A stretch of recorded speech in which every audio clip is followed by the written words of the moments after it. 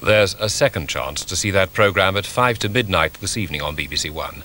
And Peter Barkworth continues his reading from the Gospel according to St Matthew tomorrow lunchtime at 12:15.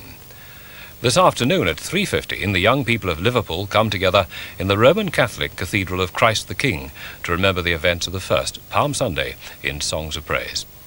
But before that, Pebble Mill at 1 continues its series from California as culinary expert Michael Smith goes deep inside the caves of the Napa Valley, where champagne has been made in the same way for centuries. Plus, there's an interview with that master of horror, Peter Cushing. That's at 1 o'clock. It's just coming up to 12:30.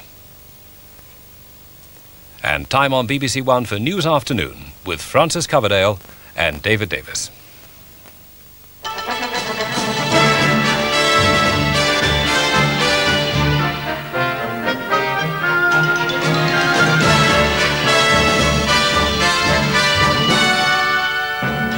Good afternoon. Monday's headlines. The Home Secretary is expected to tell the Commons this afternoon what went wrong with the attempt to extradite Evelyn Glenholmes from Ireland. The government's also been discussing why the General Motors bid for Land Rover and Leyland trucks fell through. And winter has come back to Britain with snow-blocked roads and 100-mile-an-hour winds. At least 3 people have died. As nominations close for the Fulham by-election, can Labour win the seat from the Conservatives? And what of the alliance?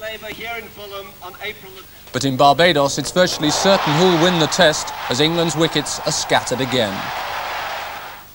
The Home Secretary Douglas Hurd is expected to make a statement to MPs today over the failure to have the terrorist suspect Evelyn Glenholmes extradited from the Irish Republic. The 27-year-old Belfast woman is wanted in Britain to face murder and bombing charges.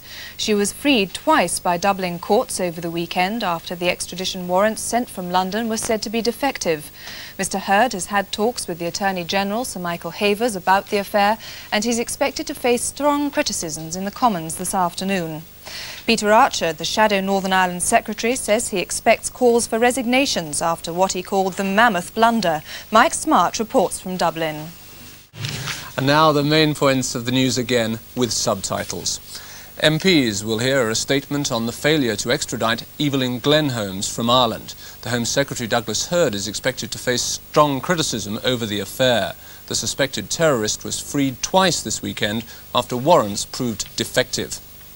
Ministers meet today to discuss if the General Motors bid to take over British Leyland can be revived. GM say they pulled out of the deal when Land Rover was withdrawn from the package. At least 3 people have died and many were injured in a violent storm sweeping across Britain. Many roads are blocked by heavy snow and winds gusting up to 100 miles per hour. The London Weather Centre says this is the most ferocious storm for 50 years.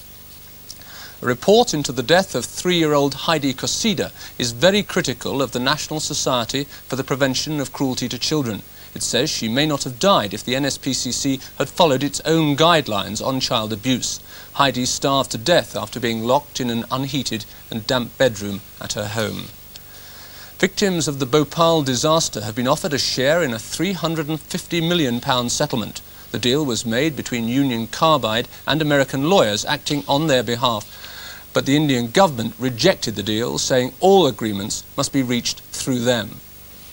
And that's it from News Afternoon. Later in the day, the Home Secretary is expected to tell the Commons what went wrong with the attempt to extradite Evelyn Glenholmes from Dublin.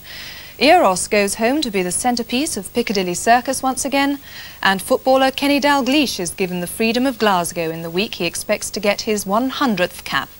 More news at 6 and at 9. News Afternoon will be back at 12:30 tomorrow.